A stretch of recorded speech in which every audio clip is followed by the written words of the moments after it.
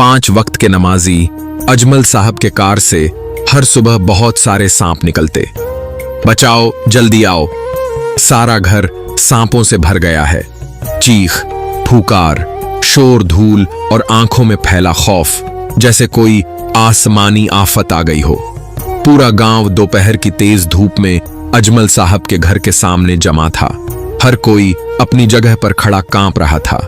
औरतें अपने बच्चों को गोद में दबाकर पीछे हट रही थीं। मर्द लगातार कलमा पढ़ते जा रहे थे और सांपों की बारिश जैसे थमने का नाम नहीं ले रही थी। वो घर जो कल तक गांव में रब और दबदबे की पहचान था, आज सांपों से ढका हुआ कब्रिस्तान बन चुका था।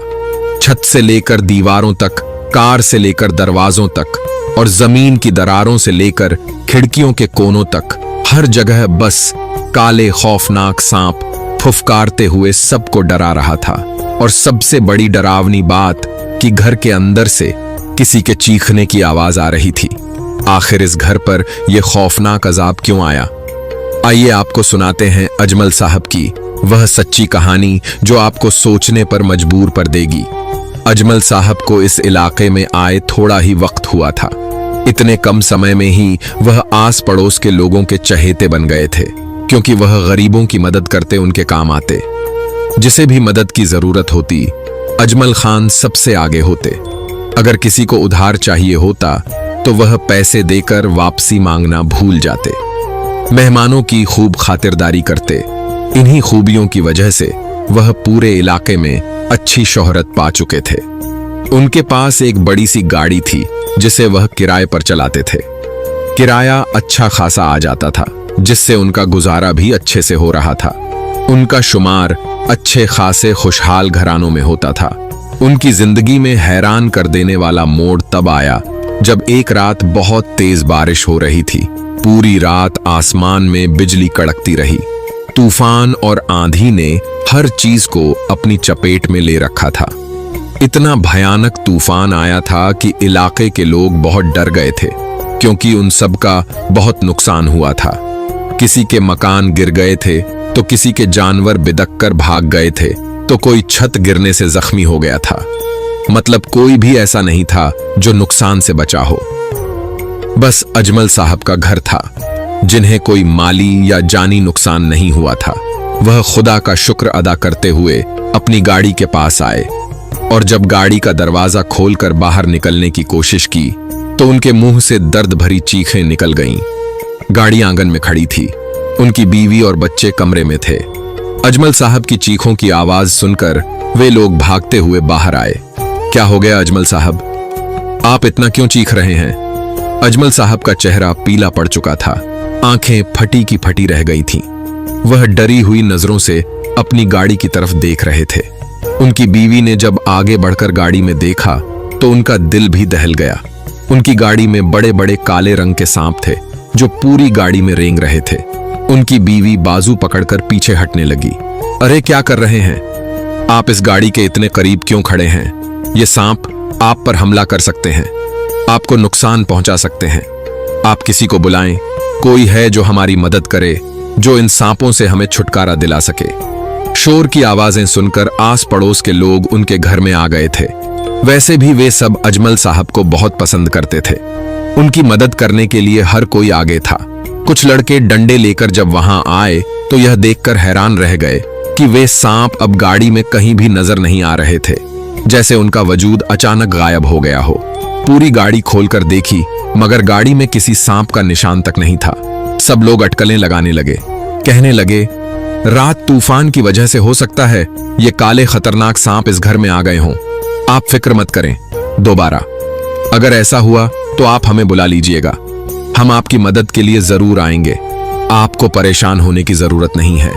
खुदा का शुक्र अदा करें कि इन सांपों के असर से आपकी जान बच गई है।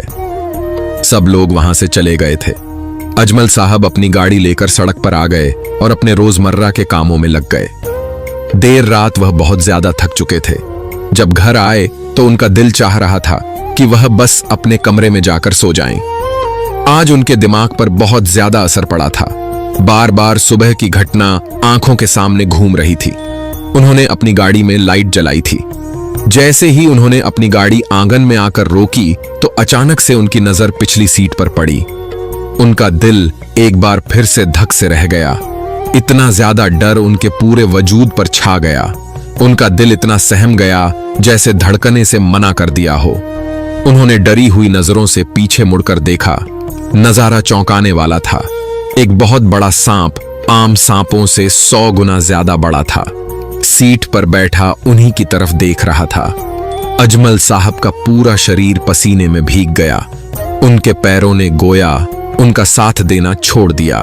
बड़ी मुश्किल से वह खुद को घसीटकर गाड़ी से नीचे लाने में कामयाब हुए और फिर जोर जोर से चिल्लाने लगे। एक बार फिर से उनकी चिल्लाने की आवाजें सुनकर सब लोग वहां पर आ गए। अजमल साहब ने डरी हुई नजरों से अपनी गाड़ी की तरफ देखा। उनकी बीवी ने जब जरा सा गाड़ी में झांक कर देखा तो कहने लगी, गाड़ी में तो कुछ भी नहीं है। आप गाड़ी में किस चीज की तरफ इशारा कर रहे हैं? अजमल साहब कहने लगे, एक बहुत बड़ा सांप मैंने गाड़ी में देखा है। उनकी बीवी कहने लगी, आपका वहम है। जो नजारा आपने सुबह देखा था वही बार बार आपके दिमाग में घूम रहा है। आप बिल्कुल बेफिक्र मत करें, यहां पर कुछ भी नहीं है, कोई सांप नहीं है, कोई आपको नुकसान नहीं पहुंचाएगा। अजमल साहब ने भी यही सोचकर खुद को तसल्ली दी कि यह उनका वहम है। रात को वह जब सो रहे थे तब उन्हें ऐसा महसूस हुआ जैसे किसी ने उनके पांव को छुआ हो। यह हरकत बार बार उन्हें महसूस हो रही थी। वह उठकर बैठ गए। जब उनकी नजर अपने पांव पर पड़ी तो उनके मुंह से दर्द भरी चीखें निकलने लगीं। काले रंग के सांप उनके पैरों पर रेंग रहे थे और अजमल साहब के डर के मारे जो हाल था उसका क्या ही कहना। अब तो उनकी बीवी बहुत ज्यादा घबरा गई। कहने लगी, मुझे लगता है कि कोई रहस्यमयी मामला है। आपने किसी जिन्न को, किसी अनदेखी चीज को छेड़ा तो नहीं? किसी को कोई नुकसान तो नहीं पहुंचाया? बीवी की बात सुनकर अजमल साहब नजरें चुराने लगे। उन्हें बहुत कुछ याद आ गया था जिसे वह अपनी जबान पर नहीं लाना चाहते थे। उन्होंने अपनी बीवी को समझाया और फिर कुरानी आयतें खुद पर दम करके सो गए थे। अब उनकी बीवी को इस बात का 100% यकीन था कि यह सारा रहस्यमयी मामला है। यकीनन इस सब में जिन्नात का हाथ है। अब अजमल साहब की बीवी सुन्नतों में बताई गई दुआओं का रोजाना पढ़कर उन पर दम करती।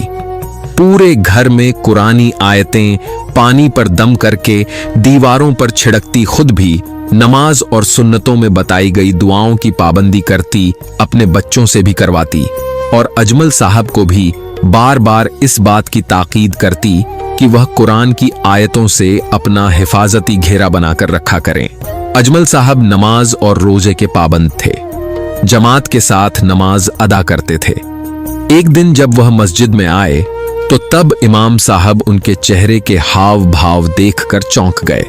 क्या हो गया? अजमल साहब, आप इतने परेशान क्यों हैं? इमाम साहब को रूहानियत से भी गहरा लगाव था।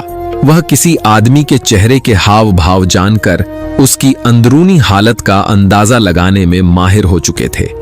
अजमल साहब को देखकर वह अक्सर चौंक जाते।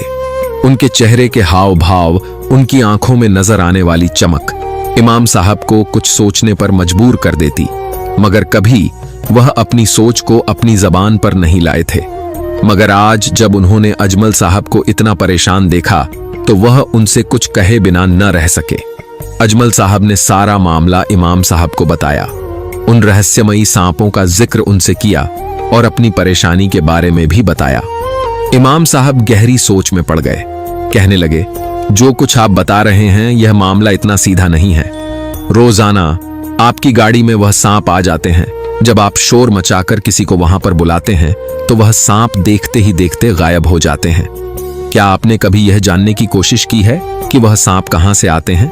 और क्यों कहीं ऐसा तो नहीं कि आपका कोई दुश्मन उन्हें आपके घर में गाड़ी में छोड़ देता हो ताकि वह आपको नुकसान पहुंचा सके? इमाम साहब की बात पर अजमल साहब सोच में पड़ गए। कहने लगे, यह जानने की मैंने कभी कोशिश ही नहीं की। मैं आज ही घर में कैमरे लगाकर देखता हूं। इमाम साहब कहने लगे, आप अपनी कोशिश कर लें, मैं कल सुबह सुबह आपके घर आ जाऊंगा और मैं खुद इस मामले को देख लूंगा। अगर तो वह सांप मेरी नजर में आ गए तो मैं सारा मामला अल्लाह के हुक्म से जरूर जान लूंगा और उसका कोई न कोई हल भी जरूर निकाल लूंगा। इमाम साहब ने अपने घर के आंगन में जगह जगह पर कैमरे लगवा दिए थे। वह जानना चाहते थे कि इस घर में रात के अंधेरे में ऐसा कौन सा आदमी है जो घुस आता है और जो इन जहरीले सांपों को उनकी गाड़ी में छोड़ देता है। खुदा न करे अगर यह सांप उन्हें या उनके परिवार के किसी और सदस्य को नुकसान पहुंचाने में कामयाब हो गए तब क्या होगा। अजमल साहब पूरी रात जागते रहे और कैमरे से देखते रहे। फजर की अजानें हो गई थीं, मगर घर में कोई भी नहीं आया था और न ही ऐसा कोई रास्ता, ऐसी कोई जगह नजर आ रही थी जिससे वह सांप घर में दाखिल हुए हों। अजमल साहब को उम्मीद थी कि आज उनकी गाड़ी में कोई सांप नहीं है, मगर जैसे ही उन्होंने गाड़ी का दरवाजा खोला तो धक से रह गए। आज तो आम दिनों से भी ज्यादा संख्या में सांप थे, मगर यह कहां से ना। उन्होंने उन्हें आते देखा, न किसी ऐसे आदमी को जो उन्हें इस गाड़ी में छोड़कर गया हो। तो फिर यह सांप आखिर उनसे कहना क्या चाहते हैं? अगर यह उन्हें नुकसान पहुंचाना चाहते हैं तो आज तक इस सांप ने उन्हें डसा क्यों नहीं, उन्हें तकलीफ क्यों नहीं पहुंचाई? ऐसे ही न जाने कितने अनगिनत सवाल थे जिन्होंने अजमल साहब को अपनी चपेट में ले रखा था और वह सोच सोच कर पागल हो गए थे। थोड़ी देर गुजरी थी कि इमाम साहब भी वहां पर आ गए थे। उन्होंने गाड़ी का ध्यान से जायजा लिया। कहने लगे, मैं आज रात एक खास अमल करूंगा जिसके बाद मुझे सब कुछ पता चल जाएगा। मैंने अपनी पूरी कोशिश की है कि मैं इन सांपों की एक झलक देख लूं, जिसके बाद यह राज जानना मेरे लिए मुश्किल न होता। मगर कोशिश के बावजूद भी वह सांप मेरी नजर में न आ सके। इसके लिए मुझे रात को खास अमल करना होगा। तब तक आप यह तावीज अपने बाजू के साथ बांध कर रखें। सुन्नतों में बताई गई दुआओं का अहतमाम करें। अपने आसपास हिफाजती घेरा बनाकर रखें ताकि कोई भी सांप आपको नुकसान न पहुंचा सके। अजमल साहब को अब कुछ हौसला हुआ था कि इमाम साहब उनकी इस मुश्किल से निकलने में जरूर मदद करेंगे और उन्हें इस समस्या का हल जरूर समझ आ जाएगा। मगर इमाम साहब आज खुद में यह हिम्मत पैदा नहीं कर पाए थे कि वह गाड़ी लेकर बाहर जाएं। आज वह कोई काम भी करने के लिए तैयार नहीं थे। आज उन्होंने एक और आदमी को गाड़ी चलाने के लिए कहा तो उस आदमी ने साफ इनकार कर दिया। कहने लगा, अजमल साहब माफ करना, आपको काम करके मुझे हमेशा दिली खुशी होती है, मगर क्या करूं, मुझे अपनी जान बहुत प्यारी है। आपकी गाड़ी के साथ यह जो अफवाहें फैली हुई हैं कि इस पर जिन्नात आशिक हैं जो सांप की शक्ल में आपके पास आते हैं, अगर उन सांपों ने मुझे नुकसान पहुंचा दिया तब क्या होगा? अजमल साहब को गुस्सा तो बहुत आया था, मगर इस गुस्से को पीकर रह गए। यह बात हर खास ओआम की जुबान पर थी। अब लोगों ने तो उनकी गाड़ी में बैठना छोड़ दिया था। अजमल साहब का काम आहिस्ता आहिस्ता कम होने लगा था। मौलवी साहब पर उम्मीद थे कि आज के बाद उनका यह मसला भी हल हो जाएगा। लोगों का उन पर फिर से एतमाद पैदा हो जाएगा और उनके दिल से उन सांपों का खौफ भी निकल जाएगा। सुबह जब फज्र का वक्त हुआ तो इमाम साहब ने एक आदमी के हाथ पैगाम भिजवाया कि वह अजमल साहब से अभी और इसी वक्त मिलना चाहते हैं और कोई बहुत अहम बात करना चाहते हैं। अगर ज्यादा देर हो गई तो मामला बिगड़ भी सकता है। अजमल साहब और उनकी बीवी दोनों ही घबरा गए। उनकी बीवी कहने लगी, मैं भी आपके साथ चलती हूँ। मैं खुद इमाम साहब से पूछूंगी कि यह मसला क्या है और इसका हल क्या है। अजमल साहब अपनी बीवी को लेकर इमाम साहब के पास पहुंचे। इमाम साहब उन्हें देखकर चौंके। कहने लगे, आपको अपनी बीवी को लेकर नहीं आना चाहिए था। यह मामला खालिस आप ही के लिए झाती नौयत का है। आपकी बीवी के लिए यह सब जानना जरूरी नहीं है। अजमल साहब चौंक गए। उनके चेहरे का रंग फीका पड़ गया। वह कभी सोच भी नहीं सकते थे कि उन्हें अपनी बीवी के सामने यूं शर्मिंदा होना पड़ेगा। कहने लगे, मेरी ऐसी कोई बात नहीं है जो मेरी बीवी से छुपी हुई हो। जो बात है वह इसी के सामने होगी। इमाम साहब कुछ देर को खामोश रह गए, फिर कहने लगे, मुझे लगता है कि आपके साथ जो कुछ भी हो रहा है इस सब में आपकी अपनी गलती है, आपका अपना कसूर है।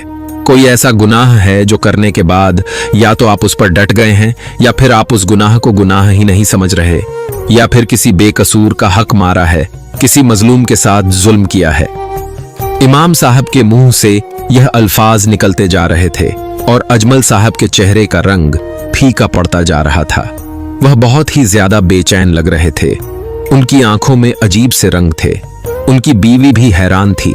कहने लगी, मेरे शौहर तो बहुत ईमानदार हैं। आज तक उन्होंने कभी किसी के साथ गलत नहीं किया, कभी जिंदगी में झूठ नहीं बोला। इमाम साहब कहने लगे, अब जो मामला है वह अजमल साहब खुद ही बताएंगे, उसके बाद ही इस मसले का कोई हल निकाला जा सकता है। मैं नहीं चाहता कि किसी के साथ ज्यादती हो, किसी के साथ भी कुछ गलत हो। मैं कोशिश करूंगा कि यह फैसला इंसाफ के साथ कर सकूं। मुझे कुछ अंदाजा तो हो गया है कि मामले की नौयत क्या है, मगर यह सब मैं अजमल साहब के मुंह से सुनना चाहता हूं। मैं किसी के कयास की बुनियाद पर कोई फैसला नहीं कर सकता। अजमल साहब की आंखों से आंसू बहने लगे और फिर फूट फूट कर रोने लगे। कहने लगे, आप बिल्कुल सही कह रहे हैं। मैंने वह गुनाह किया है जिसे कभी गुनाह समझा ही नहीं। मैंने बहुत गलत किया है। पता नहीं मेरा अल्लाह मुझे माफ करेगा या नहीं।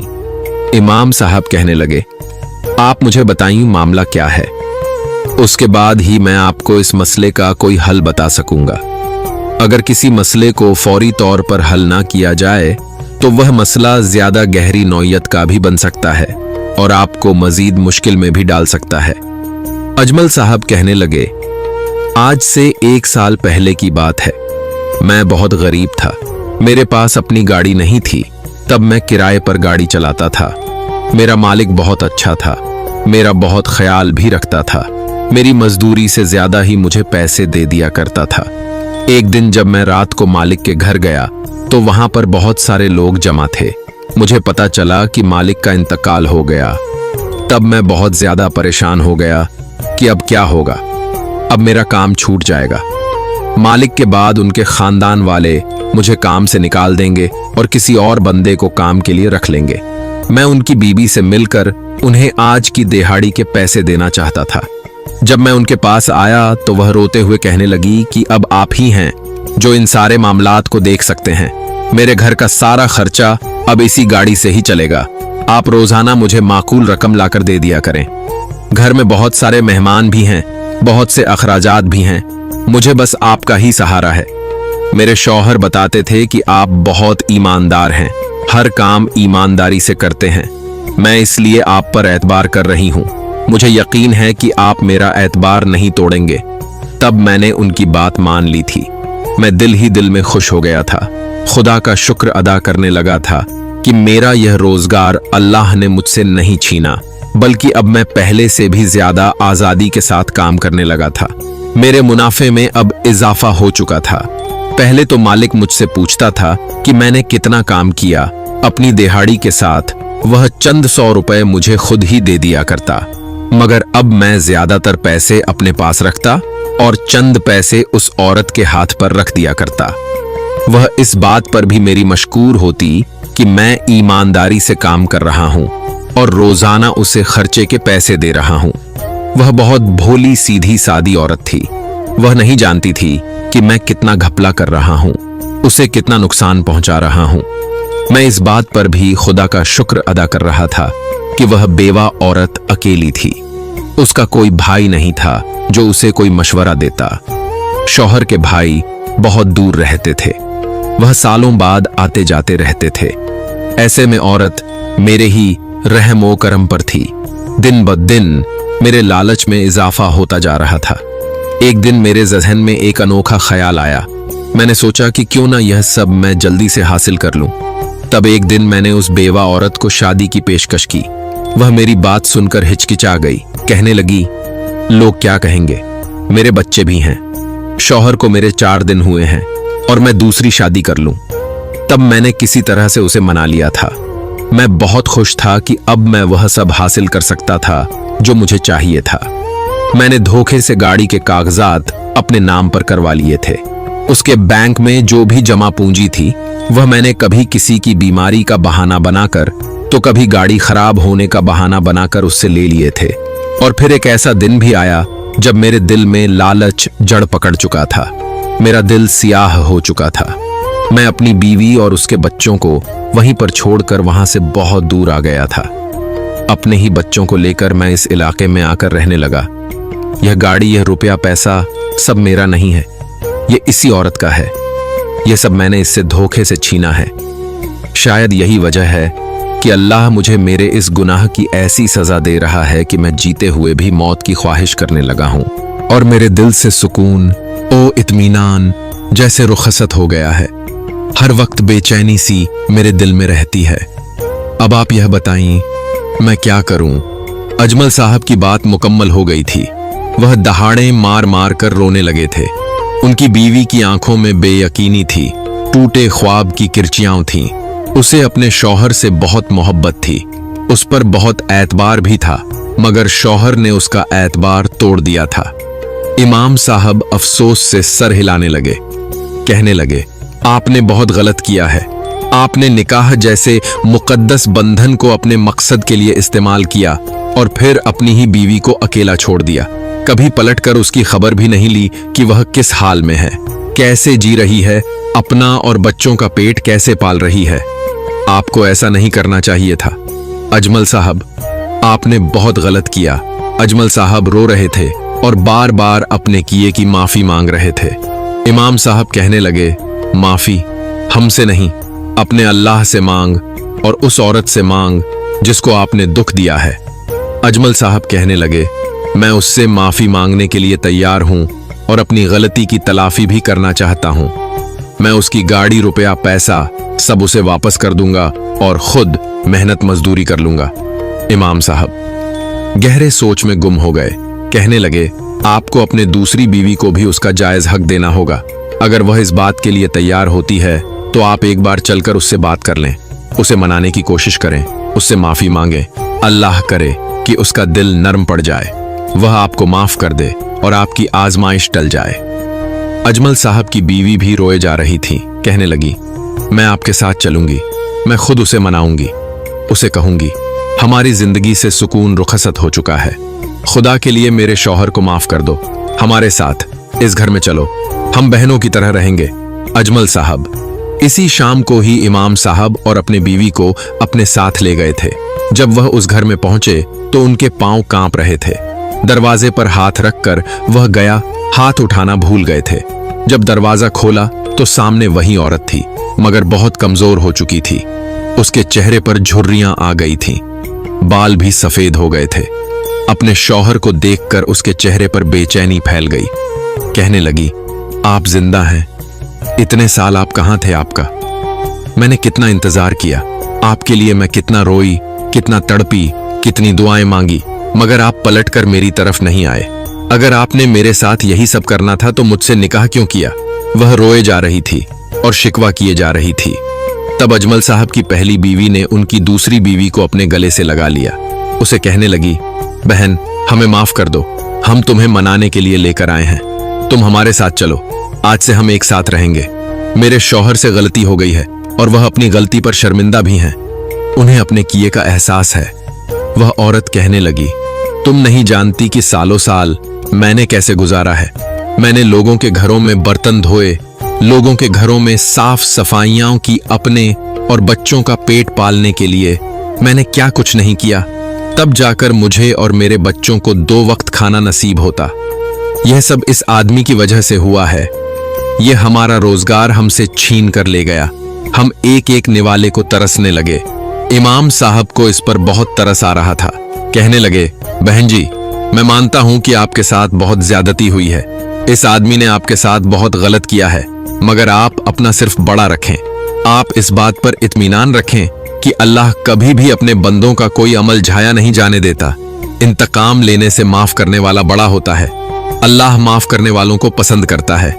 आप अपने शौहर को माफ कर दें और अल्लाह के पसंदीदा लोगों में शामिल हो जाएं। अल्लाह आपको इस बात का अज्र देगा।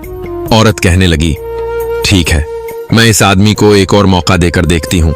अगर इसने दोबारा मेरे साथ कोई बदसलूकी नहीं की, गलत रवैया नहीं रखा, तो मैं इसके साथ रहूंगी और इसे माफ कर दूंगी। अजमल साहब अपनी दोनों बीवियों को लेकर अपने घर में आ गए थे। यह बात आहिस्ता आहिस्ता अहले मोहल्ला में फैल गई थी।